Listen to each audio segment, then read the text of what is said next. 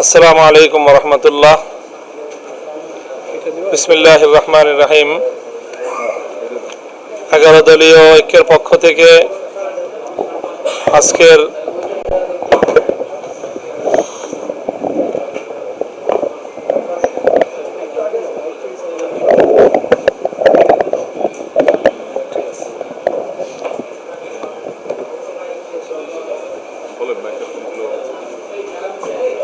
ত্রয়োদশ জাতীয় সংসদ নির্বাচন এবং গণভোট অনুষ্ঠিত হওয়ার পর এবং নতুন সরকার গঠিত হয়ে সরকারের কার্যক্রম, জাতীয় সংসদের কার্যক্রম শুরু হওয়ার প্রেক্ষিতে বাংলাদেশে যে রাজনৈতিক পরিস্থিতি উদ্ভব হয়েছে সেটা আমরা সকলে লক্ষ্য করছি যে গণভোটের রায় বাংলাদেশের মানুষ, প্রায় 70% মানুষ গণভোটের পক্ষে, হায়ের পক্ষে ভোট দিয়েছে। দুর্ভাগ্যজনকভাবে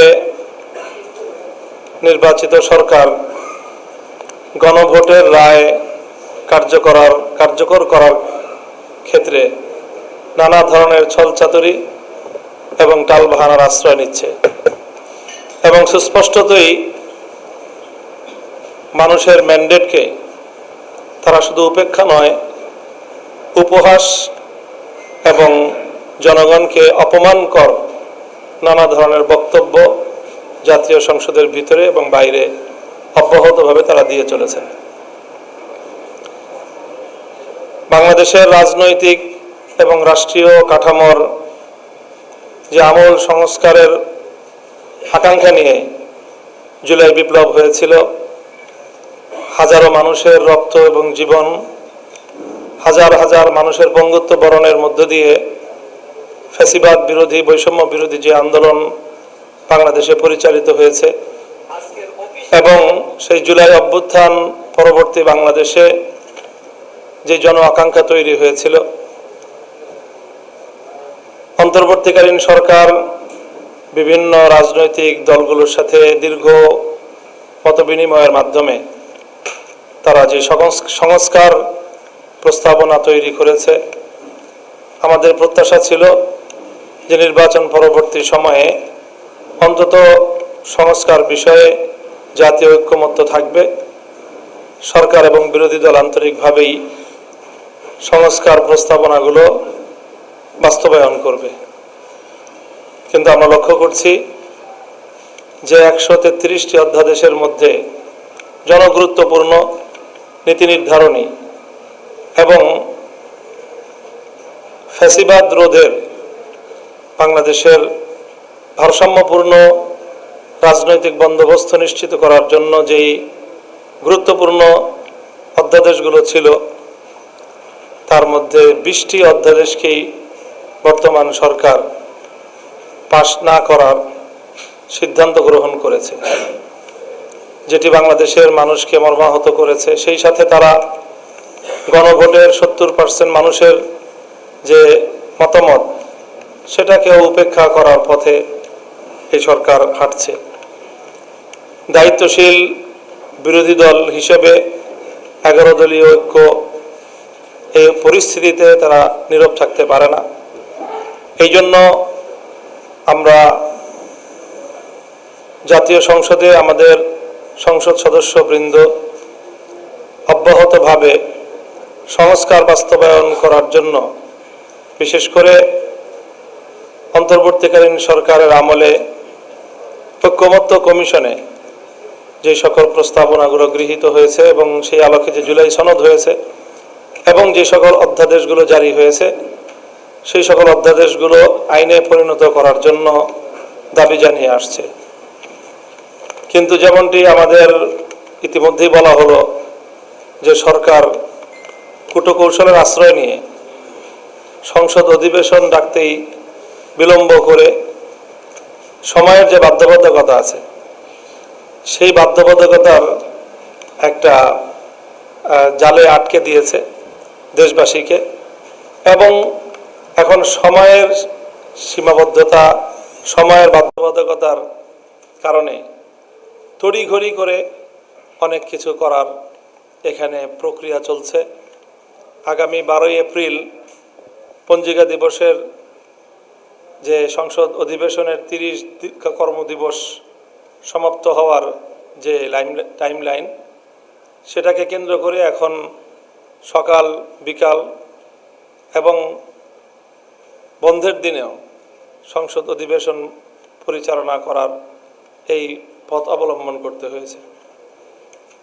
যাই হোক, সব কিছু মিলিয়ে আমরা মনে করছি যে বর্তমান সরকার দেশের জন আকাঙ্ক্ষাকে উপেক্ষা করে তারা একদলীয় শাসন ব্যবস্থা কায়েম করার বিপজ্জনক পথের দিকে অগ্রসর হচ্ছে।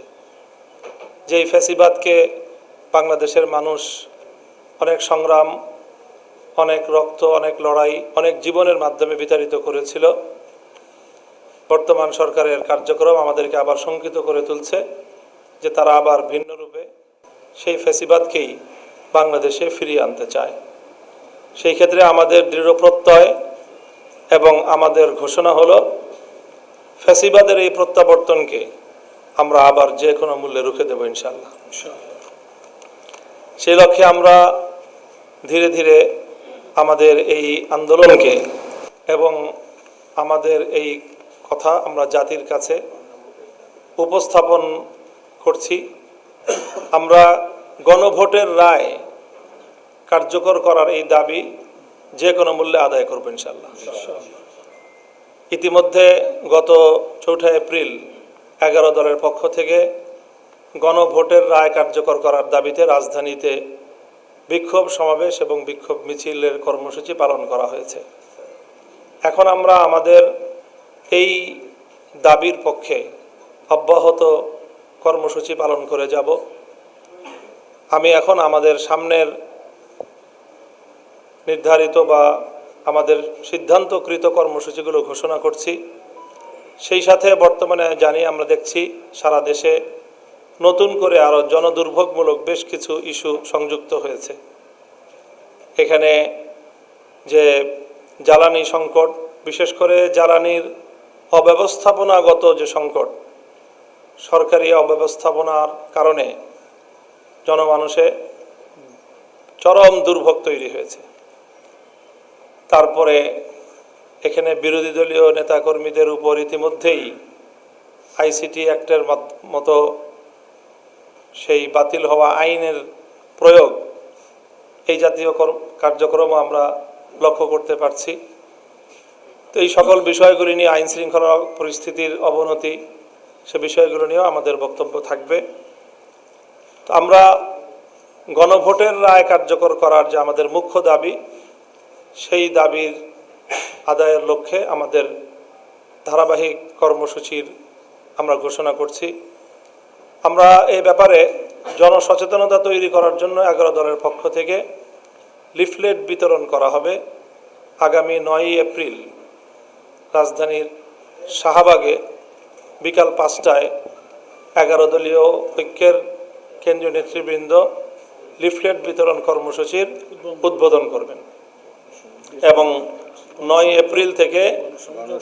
এপ্রিল থেকে সপ্তাহব্যাপী এই গণসংযোগ এবং লিফলেট বিতরণ কর্মসূচি দেশব্যাপী পালিত হবে। 9 এপ্রিল বিকাল 5টায় শাহবাগে গণসংযোগ এবং লিফলেট বিতরণ কর্মসূচির আনুষ্ঠানিক উদ্বোধন হবে। 11 এপ্রিল দেশের সকল মহানগরীগুলোতে এই দাবি আদায়ের লক্ষ্যে বিক্ষোভ কর্মসূচি পালিত হবে। 12 এপ্রিল সকল জেলায় বিক্ষোভ কর্মসূচি পালিত হবে। 13 এপ্রিল ঢাকায় ডিপ্লোমা ইঞ্জিনিয়ার্স ইনস্টিটিউশনের মুক্তিযোদ্ধা হলে জাতীয় সেমিনার হবে।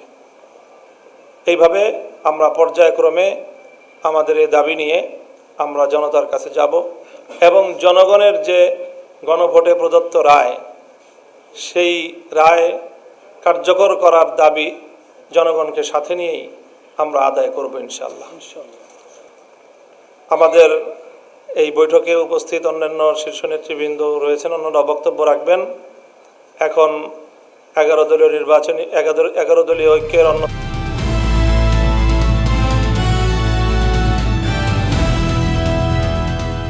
দিনাজপুর টিভি, মানুষের জীবনের কথা বলে।